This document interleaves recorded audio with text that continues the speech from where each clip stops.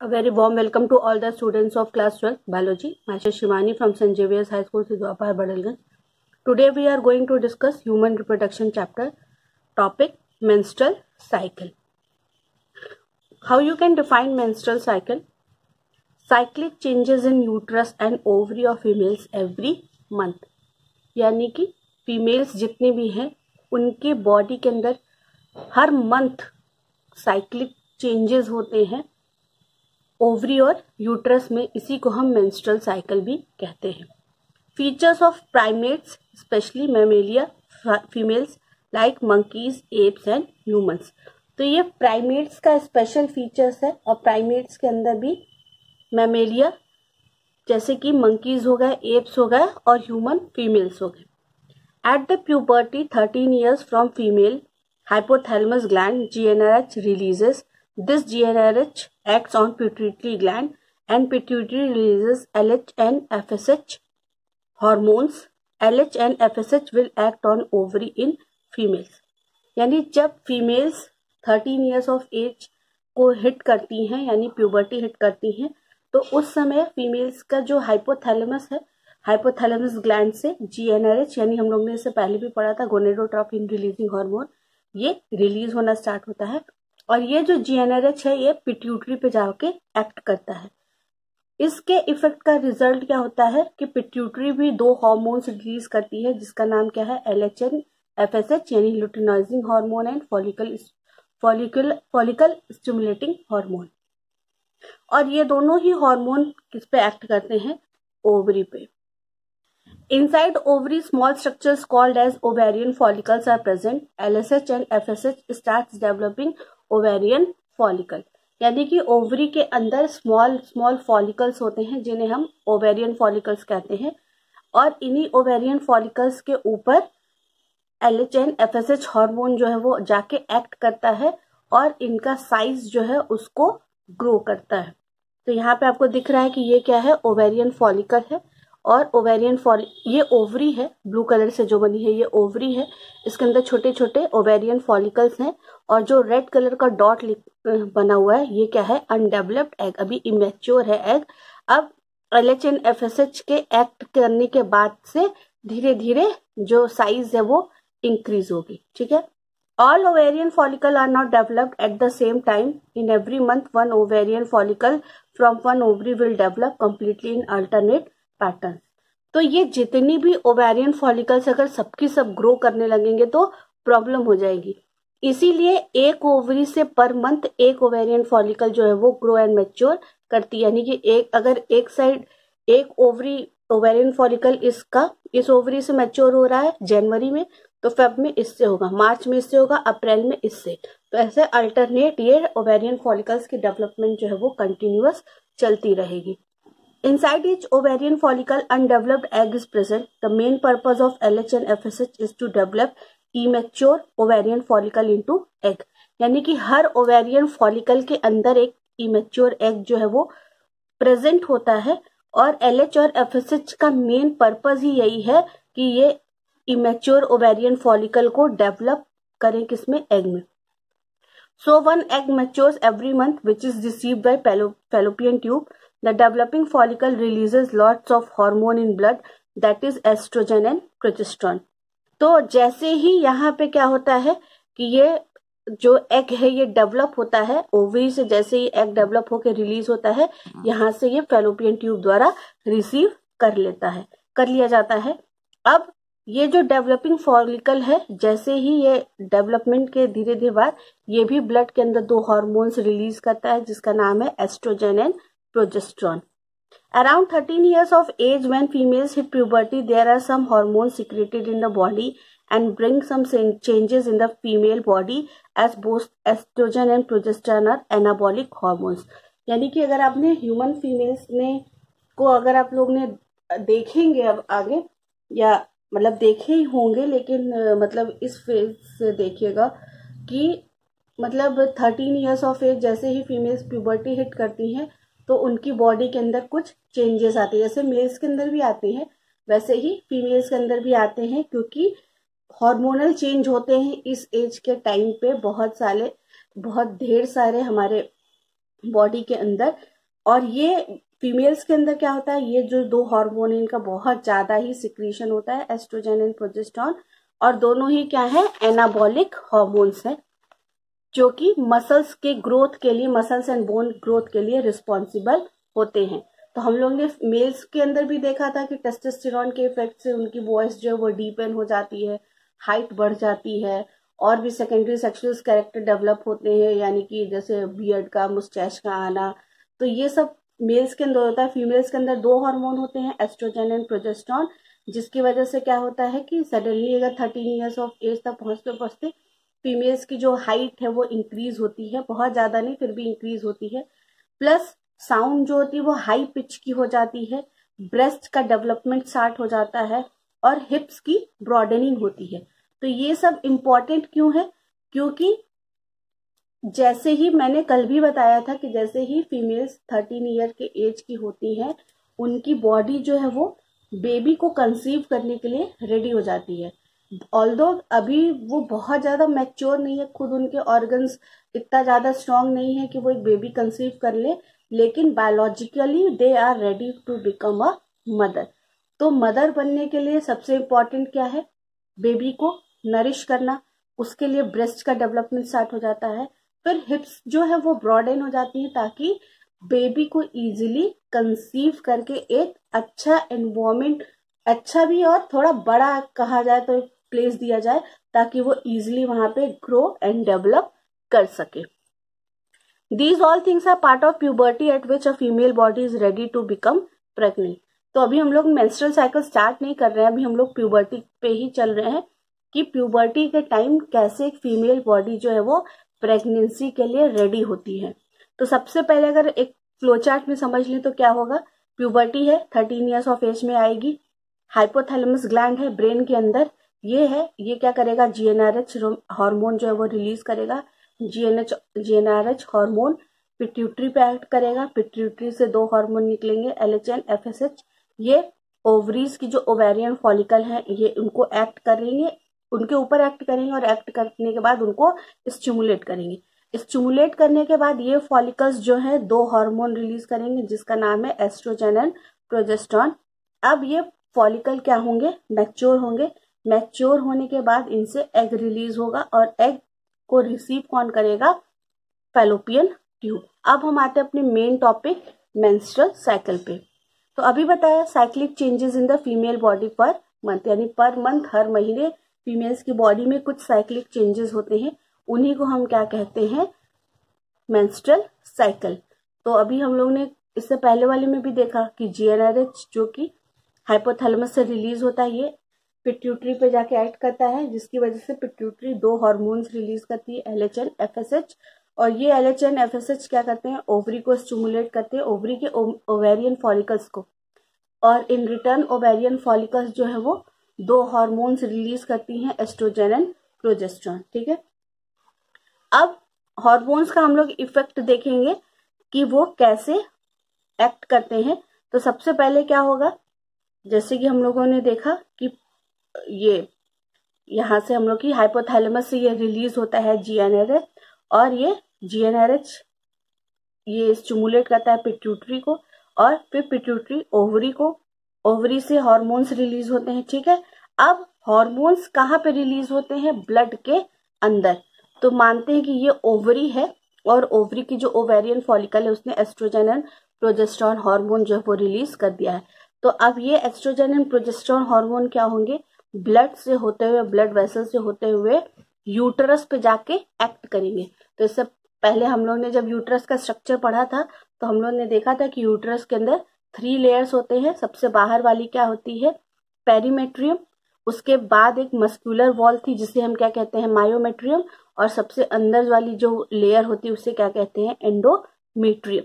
ठीक है, तो ये जो एस्ट्रोजन एंड प्रोजेस्टेरोन है ये इसी एंडोमेट्रियम पे जाके एक्ट है करती है। ठीक है, अब estrogen and progesterone will hit endometrium which causes some changes in the body and this cycles happen every month.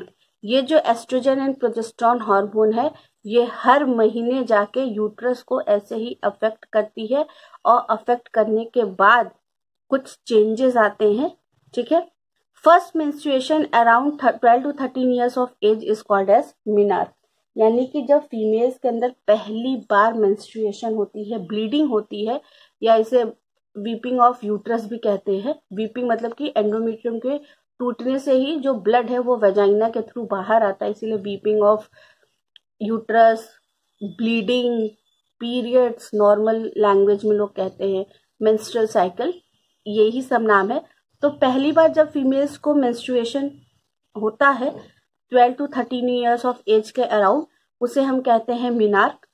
और जब ये menstruation around 50 years of age पे खत्म होता है तो उस कंडीशन को हम क्या कहते हैं, मीनोपॉज, यानी कि फीमेल्स लाइफ टाइम कभी भी बेबीज प्रोड्यूस नहीं कर सकती, एक सर्टेन एज पे आके वो स्टॉप हो जाती है, चाहे 50 हो 60 हो। इस एज से 60 बहुत रेयर केस में पहुंचता है, most of the time 50 years of age तक फीमेल्स के अंदर मेनोपॉज की कंडीशन आ जाती है। लेकिन मेल्स के अंदर क्या होता है, मेल्स के अंदर some males even till the end of their life also they are able to produce sperms. In human females, menstruation is repeated at an average interval of about 28 to 29 days, and the cycle of events starting from one menstruation till the next one is called the menstrual cycle. यानी human females के अंदर जो menstruation होता है वो हर महीने में क्या कहते हैं 28 से 29 दिन के बाद रिपीट होता है। जैसे कि अगर आज 22 मई है तो 22 जून क्या है, 28 to 29 डेज हो गया। अगर किसी का आज मेंस्ट्रुएशन स्टार्ट हुआ है तो 29 जून को भी उसका मेंस्ट्रुएशन स्टार्ट हो जाएगा, यानी एक महीने के गैप के बाद ये फीमेल्स के अंदर होती है, ठीक है। और एक साइकिल से दूसरे साइकिल के गैप को क्या कहते हैं, मेंस्ट्रुअल साइकिल। जैसे 22 मई को एक मेंस्ट्रुएशन आया, फिर 22 जून को दूसरा, तो 22 मई से 22 जून के गैप को क्या कहेंगे, menstrual cycle. One ovum is released ovulation during the middle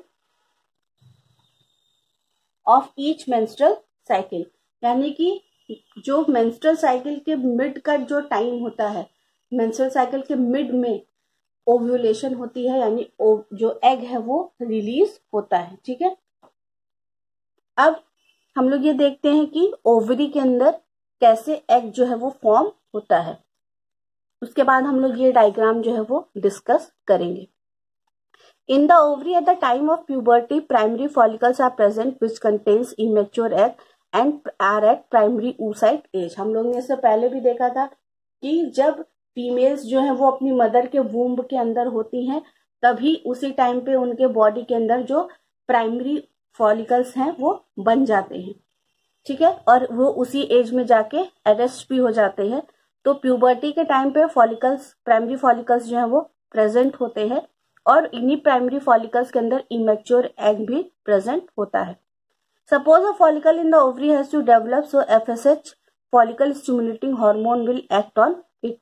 तो यहाँ पे क्या होता है कि ओवेरियन फॉलिकल के अंदर ये क्या होता है, ओवरी के अंदर जो ओवेरियन फॉलिकल है इसके ऊपर FSH एक्ट करता है, क्योंकि इनकी साइजेस बहुत स्मॉल होती हैं और FSH के एक्ट करने के बाद से ही ये ग्रो एंड डेवलप करती हैं, और ग्रो एंड डेवलप जैसे ही ये कर लेती हैं तो प्राइमरी से जैसे ही आगे अभी हम लोग पढ़ेंगे कि ये सेकेंडरी फॉलिकल जब बनना स्टार्ट होती हैं तब इनके ऊपर FSH के साथ LH हार्मोन भी जो एक्ट करता है, ठीक है।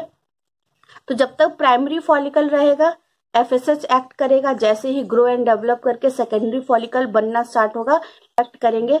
उसके बाद फेज कैसे चलता है, पहले primary follicle, secondary follicle, tertiary follicle, फिर लास्ट में क्या बनता है, यही टर्शियरी फॉलिकल मैच्योर होकर क्या बना लेता है, Graafian follicle. FSH will make primary follicle grow and develop. After that, LH will act. In starting, FSH acts on 10 to 15 primary follicle to grow, but only one develops and rest are degenerated. होता यह है कि FSH क्या है, जब शुरुआत में ये प्राइमरी फॉलिकल्स के ऊपर एक्ट करना स्टार्ट करता है तो ये सिर्फ एक ही फॉलिकल के ऊपर एक्ट नहीं करता है, क्योंकि जरूरी नहीं है कि हर प्राइमरी फॉलिकल जो है वो एग को रिलीज करे ही। इसीलिए स्टार्टिंग में ये 10 से 15 प्राइमरी फॉलिकल्स के ऊपर एक्ट करता है, लेकिन 14 क्या होंगी, डीजेनरेट हो जाएंगे, सिर्फ एक प्राइमरी फॉलिकल किसमें मैच्योर होगी एग के अंदर। As the follicle starts growing, ovum inside it also starts growing in size and is becoming mature. यानी जब प्राइमरी oocyte के अंदर जो एग है वो इमेच्योर कंडीशन में है, लेकिन जैसे जैसे फॉलिकल्स ग्रो करना स्टार्ट करती हैं, धीरे धीरे जो उनके अंदर का इमेच्योर एग है वो भी ग्रो करना स्टार्ट करता है और वो धीरे धीरे उसका साइज बढ़ता है प्लस वो मैच्योर होता है। While follicle converts from primary to secondary and then tertiary, it also starts releasing an hormone called as estrogen from secondary follicles and lots of hormone from tertiary follicles. जैसे जैसे जो follicle है वो primary से secondary stage और secondary से tertiary जाती है, अब ये एक हार्मोन एस्ट्रोजन जो है वो रिलीज करना स्टार्ट करते हैं। प्राइमरी फॉलिकल हार्मोन रिलीज नहीं करते क्योंकि उनका साइज बहुत छोटा होता है। ये हार्मोन एस्ट्रोजन रिलीज करना स्टार्ट कब होते हैं? जब ये सेकेंडरी फॉलिकल होता है, और जब टर्चरी फॉलिकल बनता है तो बहुत ज्यादा ही एस्ट्रोजन जो है वो इससे निकलता है। तो यहाँ पे हम लोगों ने एक डायग्राम बनाया है। अगर आप एनसीईआरटी की पेज नंबर 50 देखेंगे तो अभी ये डायग्राम जो है वो कंप्लीट नहीं है, मैं कल की क्लास में इसको कंप्लीट कराऊंगी because today I got vaccinated, I am not feeling very well, so maybe tomorrow after a break on Monday I will feel better and will continue our studies too. But till then whatever I have made I am going to make you understand that only. But you can read page number 50 from NCERT, diagram is given there also. What will happen? Suppose I have taken day 22nd May as day 1, यानी कि हम लोग को यहाँ पे consider करना है कि कोई एक फीमेल है जिसका आज से मेंस्ट्रुअल साइकिल जो है वो स्टार्ट हो गया है। तो मोस्ट ऑफ द फीमेल्स में ये 3 से लेके 5 दिन चलता है, तो आप 22 में से 3 से 5 दिन काउंट कर लीजिए। तो 22 में अगर फर्स्ट दिन है तो 26 मई को डे 5 आ जाएगा, ठीक है। अब तो सबसे पहले हम लोग क्या बनाएंगे? मेंस्ट्रुएशन, यानी 3 से 5 दिन मेंस्ट्रुएशन चल रहा है। अब क्या होगा कि यहाँ पे ओवरी के अंदर ये है प्राइमरी फॉलिकल। अब प्राइमरी फॉलिकल के ऊपर सबसे पहले एफएसएच एक्ट करेगा। ये प्राइमरी फॉलिकल है, इस प्राइमरी फॉलिकल के ऊपर एफएसएच एक्ट करेगा। एफएसएच के एक्ट करने के बाद इसका साइज जो है वो थोड़ा बड़ा होगा। अब बड़ा होने के बाद ये किसमें कन्वर्ट होगा? Secondary follicle. जैसे ही ये सेकेंडरी फॉलिकल बना, इसके ऊपर एफएसएच और एलएच दोनों ही एक्ट करेंगे। दोनों के एक्ट करने के बाद ये क्या है? सेकेंडरी फॉलिकल से क्या होगा? एक और हार्मोन प्रोड्यूस होगा जिसका नाम है एस्ट्रोजन। अब सेकेंडरी फॉलिकल जब टर्चरी फॉलिकल में कन्वर्ट होगा तो ये बहुत ज्यादा अमाउंट ऑफ एस्ट्रोजन जो है वो प्रोड्यूस करने लगेगा, और ये किस स्टेज में अब आ गया है? टर्चरी फॉलिकल में, ठीक है। तो ये फेज है जो है जहां पे प्राइमरी फॉलिकल जो है वो सेकेंडरी एंड टर्चरी फॉलिकल्स में चेंज होता है। इस फेज को हम अगर ओवरी के पर्सपेक्टिव से बात करेंगे तो इसे हम क्या कहेंगे? Follicular phase. यानी कि यहाँ पे फॉलिकल्स का क्या हो रहा है? साइज जो है वो ग्रो एंड डेवलप कर रहा है। एक और नाम है इस फेज का, क्या है वो? प्रोलिफरेटिव फेज, ठीक है। Due to release of estrogen from follicles of ovary will act on endometrium to grow again as it was rupture during menstrual cycle. तो हम लोग ने इससे पहले भी ये पढ़ा था कि जब मेंस्ट्रुअल साइकिल की बिगनिंग होती है तब एंडोमेट्रियम की जो लेयर होती है, यानी कि अगर तो स्पर्म मिल गया तब तो फ्यूजन हो जाएगा गैमेट्स का, एग और स्पर्म का, तब तो मेंस्ट्रुअल साइकिल नहीं होगी। लेकिन अगर स्पर्म प्रेजेंट नहीं है तो क्या होता है? एग ऐसे ही रिलीज हो जाता है और उसके बाद ये एंडोमेट्रियम की जो वॉल होती है वो रप्चर कर जाती है, और रप्चर करने से ही जो ब्लड है वो फीमेल वजाइना से बाहर निकलता है, ठीक है। तो यहाँ पे क्या होगा कि अब ब्लीडिंग वगैरह हो गई, मेंस्ट्रुअल साइकिल खत्म हो गया, तो उस समय क्या होगा कि जो फॉलिकल्स ओवरी के अंदर, जैसे सेकेंडरी और टर्चरी फॉलिकल्स जो कि एस्ट्रोजन हार्मोन्स को रिलीज कर रहे थे, अब यही एस्ट्रोजन हार्मोन्स क्या होगा? ये एंडोमेट्रियम पे जाके एक्ट करेगा, क्योंकि अब क्या करना है? वापस से हमें इस एंडोमेट्रियम लेयर को ग्रो करना है। जब ग्रो करेगा तभी तो ये यूट्रस के अंदर ये क्या होगा, बेबीज को हम कंसीव करने के लिए एक ये इम्पॉर्टेंट है, ठीक है। तो यहाँ पे क्या होगा, एंडोमेट्रियम का लेयर का होना, प्रेजेंट होना जरूरी है। तो जैसे ही एक मेंस्ट्रुअल साइकिल खत्म होगी और उसमें जो एंडोमेट्रियम की लेयर जो है वो रप्चर हो जाती है, तो जब जैसे ही ये मेंस्ट्रुअल साइकिल खत्म होगी, नेक्स्ट मेंस्ट्रुअल साइकिल से पहले ये एंडोमेट्रियम की लेयर वापस से बनती है, और इस बनने के लिए रिस्पॉन्सिबल कौन होता है, estrogen hormone. Estrogen is a bad chemical, and after it releases, it goes to pituitary and attached to its receptors and decreases the production of LH and FSH, and this is called as negative feedback mechanism. ऐसा होता है कि जब ovarian follicle से बहुत ज्यादा amount of oestrogen जो है वो निकलने लगता है, तो एस्ट्रोजन क्या है, वो बहुत अच्छा हार्मोन नहीं है अगर और पर्सपेक्टिव से देखा जाए। तो ये क्या करता है, ये जो हार्मोन है ये जाके खुद ही से जिसने इसको प्रोड्यूस किया ये उसी पर जाके एक तरह से कह दिया जाए तो अटैक कर देता है। यानी कि ये जाएगा कहाँ पे, ये जाएगा LH और FSH के बाद, और उसके रिसेप्टर से जाके अटैच हो जाएगा, sorry I am really very sorry, ये जो हार्मोन है एस्ट्रोजन हार्मोन, ये पिट्यूटरी के पास जाके उसके रिसेप्टर से अटैच होगा और उसको LH एंड FSH का जो प्रोडक्शन है उसको रोकने के लिए मजबूर करेगा। और ये एक तरह से देखा जाए तो सही भी है, क्योंकि बहुत ज्यादा हार्मोन्स की हमारे बॉडी के अंदर इतना ज्यादा हर समय हार्मोन्स नहीं चाहिए होते हैं, इसीलिए हार्मोन्स क्या होते हैं, कुछ समय के लिए प्रोड्यूस होते हैं, अपना काम करते हैं, खत्म हो जाते हैं। तो हमेशा बॉडी के अंदर LH एंड FSH की हार्मोन्स की भी इतना ज्यादा जरूरत नहीं कि हर समय ही उनको सिक्रीट होना हो। तो नेचर ने क्या किया है, इसको स्टॉप करने का भी मैकेनिज्म बनाया है कि जब बहुत रिक्वायर्ड अमाउंट पे ये LH एंड FSH प्रोड्यूस हो जाते हैं, तब एस्ट्रोजन ही क्या करता है, पिट्यूटरी के रिसेप्टर्स पे जाके अटैच होके इनका प्रोडक्शन जो है उसको डिक्रीज कर देता है। इसके अलावा ये एस्ट्रोजन GnRH के ऊपर भी जाके एक्ट करता है और GnRH का भी प्रोडक्शन को क्या करता है, कम कर देता है। इसी को क्या कहते हैं, नेगेटिव फीडबैक मैकेनिज्म, ठीक है। जो नेक्स्ट है टॉपिक, रिमेनिंग टॉपिक है, ये हम लोग मंडे को डिस्कस करेंगे। If you are facing any kind of problem in the topics, kindly consult me through WhatsApp, and if you like the video, please like, share and subscribe my channel and videos. Thanks for watching the video. Stay home, stay safe and take care.